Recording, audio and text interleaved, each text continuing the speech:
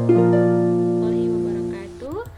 Pada kesempatan kali ini saya akan menjelaskan berkaitan dengan product moment correlation atau disebut juga dengan person correlation. Nah, pada rumus product moment correlation ini, apabila kita ingin menggunakan rumus ini, ada beberapa persyaratan yang harus dipenuhi. Yang pertama, dalam pengambilan sampel dari sebuah populasi, data itu harus diambil secara random atau secara acak. Selanjutnya, data yang dicari korelasinya harus berskala interval atau rasio. Nah, apabila rekan-rekan lupa bagaimana data yang berbentuk interval atau data yang berbentuk rasio, teman-teman harus membacanya kembali. Selanjutnya, variasi skor kedua variabel yang akan dicari korelasinya harus sama. Yang keempat, distribusi skor variabel yang dicari korelasinya hendaknya distribusi unimodal. Apa itu unimodal? Merupakan di mana penyebaran data kita atau distribusi data yang dimiliki itu memiliki satu puncak tertinggi atau memiliki satu modus, sehingga grafik data yang kita miliki itu berbentuk distribusi kurva normal. Selanjutnya, hubungan antara variabel X dan Y hendaknya linear atau sejalan. Jadi, untuk menggunakan rumus product moment ini diharapkan variabel X dan Y itu merupakan variabel yang sejalan atau linear. Dan yang terakhir, N-nya harus besar. Jadi jumlah data yang kita miliki itu harus jumlah data yang besar, di mana N besar itu lebih dari 30. Sehingga distribusi data yang kita miliki itu minimal jumlah N-nya adalah 31. Nah, sejauh ini diharapkan teman-teman mengerti untuk persyaratan yang harus dipenuhi apabila ingin menggunakan rumus product moment. Selanjutnya, rumus product moment correlation adalah RXY sama dengan N sigma XY dikurang sigma X dikali sigma Y dibagi akar dari N sigma X kuadrat dikurang sigma X kuadrat dikali N sigma Y kuadrat dikurang sigma Y pangkat 2. Nah, ini dia rumus mencari sebuah korelasi menggunakan rumus product moment. Nah, ini dia contoh soal. Mungkin teman-teman bisa mengambil pena, juga mengambil kertas agar kita bisa mengerjakan contoh soal ini bersama-sama. Contoh soalnya, suatu penelitian ingin melihat apakah ada hubungan antara banyaknya kredit yang diambil oleh mahasiswa dengan indeks prestasi yang dicapai mahasiswa dalam satu semester. Setelah dilakukan pengumpulan data, dari 10 mahasiswa ternyata penyebaran kredit yang diambil dan indeks prestasi yang dicapai sebagai berikut. Nah, mahasiswa pertama itu jumlah kredit yang diambilnya adalah 20 dan mendapatkan IPK 3,1. Mahasiswa yang kedua mahasiswa yang kedua itu mengambil kredit untuk semester ini 18 dengan IPK 4. Selanjutnya, mahasiswa yang ketiga jumlah kredit yang diambilnya itu 15 dan IPK yang ia dapatkan 2,8 dan begitu seterusnya hingga mahasiswa ke-10 mengambil SKS-nya 12 dan mendapatkan IPK 4. Nah, ini bisa kita cari korelasinya hubungan antara variabel X yaitu jumlah kredit yang diambil dengan variabel Y yaitu IPK-nya. Apakah ada hubungan yang signifikan antara variabel X dengan variabel Y, di mana variabel X-nya adalah jumlah kredit yang diambil dan variabel Y-nya adalah IPK mahasiswa. Nah, ini dia sekurang-kurangnya kolom yang harus kita miliki apabila ingin mencari korelasi antara variabel X dan Y kita harus memiliki kolom X kuadrat, Y kuadrat, dan XY, dimana variabel X-nya yaitu jumlah kredit yang diambil. Itu tadi mulai dari 20, 18, 15, 20, 10, 12, 16, 14, 18, dan 12. Lalu kita jumlahkan semuanya menjadi 155. Selanjutnya untuk variabel Y yaitu IPK. Mahasiswa pertama tadi yang mengambil kredit 20 itu IPK-nya 3,1. Mahasiswa yang kedua mengambil SKS atau kreditnya 18 dan mendapat IPK 4. Begitu seterusnya hingga mahasiswa yang ke-10 mengambil kreditnya 12 dan mendapatkan IPK-nya 4. Lalu kita jumlahkan semuanya. Totalnya adalah 35,2. Lalu untuk kolom selanjutnya yaitu kolom X kuadrat. Itu sangat mudah, kita tinggal mengkuadratkan variabel X. 20 kuadrat 400, 18 kuadrat 324, 15 kuadrat 225, 20 kuadrat 400, 10 kuadrat 100, 12 kuadrat 144, 16 kuadrat 256, 14 kuadrat 196, 18 kuadrat 324, 12 kuadrat 144, dan seterusnya. Untuk di kolom paling akhir itu adalah kita jumlahkan semuanya mulai dari data 1 hingga data 10. Didapatkanlah 2513. Selanjutnya untuk kolom Y kuadrat itu tinggal mengkuadratkan angka yang ada pada tabel Y. 3,1 kuadrat hasilnya 9,61, 4 kuadrat 16, 2,8 kuadrat 7,84, 4 kuadrat 16, 3 kuadrat 9, 3,62, 3,6 kuadrat 12,96, 4 kuadrat 16, 3,2 kuadrat 10,24, 3,5 kuadrat 12,25, 4 kuadrat 16. Lalu dijumlahkan dari 9,61 hingga 16, hasilnya adalah 125,9. Dan kolom yang terakhir yaitu adalah XY atau X dikali Y, sehingga hasilnya 20 kali 3,1 62, 18 kali 4 72, 15 kali 2,8 42, 20 kali 4 80, 10 kali 3 30, 12 kali 3,6 43,2, 16 kali 4 64, 14 kali 3,2 44,8, 18 kali 3,5 63, 12 kali 4 48, dan begitu semuanya dijumlahkan dari 62 hingga 48. Didapatkan hasilnya 549. Nah, apabila semua kolom ini sudah terpenuhi, langkah selanjutnya adalah kita cari N-nya atau jumlah data. Jumlah data yang kita miliki tadi ada 10. Kenapa 10? Karena jumlah mahasiswanya adalah 10. Ini hanya untuk contohnya saja ya. Seharusnya kalau produk momen ini datanya itu minimal 31, tapi ini untuk contoh soalnya saja sehingga saya buat N-nya adalah 10.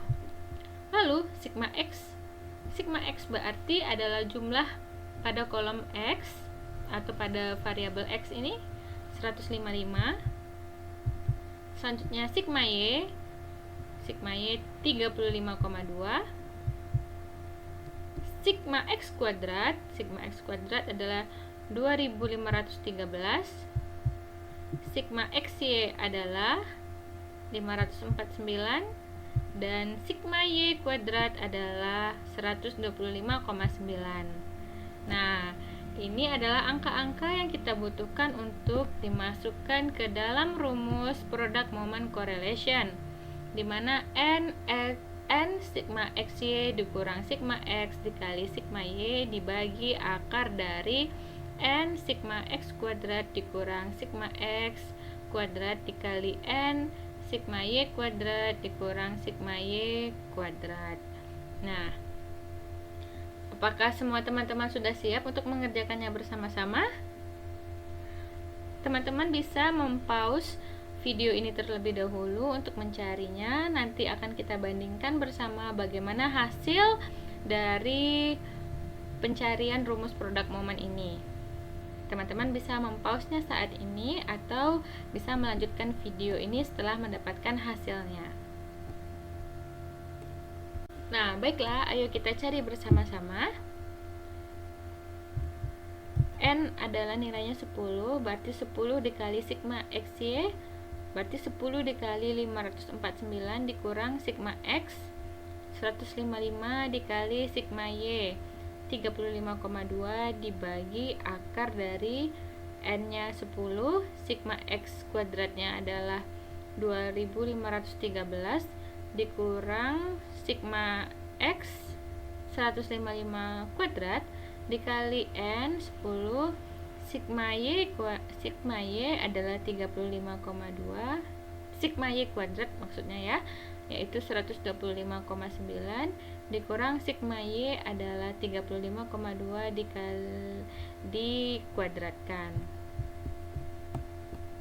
Nah, ini dia 10 dikali 549 dikurang 155 dikali 35,2 dibagi akar 10 dikali 2513 dikurang 155 kuadrat dikali 10 dikali 125,9 dikurang 35,2 kuadrat.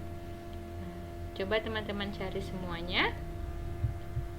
Nah, hasilnya adalah seperti ini. 10 dikali 549 hasilnya adalah 5490 dikurang 155 dikali 35,2 hasilnya adalah 5456 dibagi akar 10 dikali 2513 adalah 25130 dikurang 155 kuadrat hasilnya adalah 24025 dikali 10 dikali 125,9 hasilnya adalah 1259 dikurang 35,2 kuadrat hasilnya adalah 1239,04. Selanjutnya dia dapatkanlah 5490 dikurang 5456 hasilnya adalah 34. 25.130 dikurang 24.025 hasilnya adalah 1105. 1259 dikurang 1239,4 hasilnya adalah 19,66. Lalu 34 dibagi akar dari hasil dari perkalian ini adalah 21.724,3. Nah, 34 dibagi akar dari 21.724,3 adalah 148. Jadi 34 dibagi 148 hasilnya adalah 0,23. Nah, maka didapatkanlah hasil korelasi dari variabel X dan Y menggunakan rumus produk momen. Hasilnya adalah 0,23. Nah, kira-kira 0,23 ini kalau kita interpretasikan apa ya artinya? Nah, langkah yang terakhir setelah kita mengolah data menggunakan rumus produk momen correlation adalah kita menguji signifikansi korelasi antara variabel X dan variabel Y yang dimiliki. Nah, didapatkan korelasi hitung atau R hitung yang sudah kita cari menggunakan rumus produk momen correlation adalah 0,23 dengan N atau jumlah datanya adalah 10. Jika ditetapkan alfa sebesar 0,05 atau 5%, maka R tabel diperoleh nilai 0,576. 0,576 ini didapatkan dari mana ya? Didapatkan dari tabel koefisien korelasi R atau persen. Nah, persen ini sama dengan product moment correlation ya.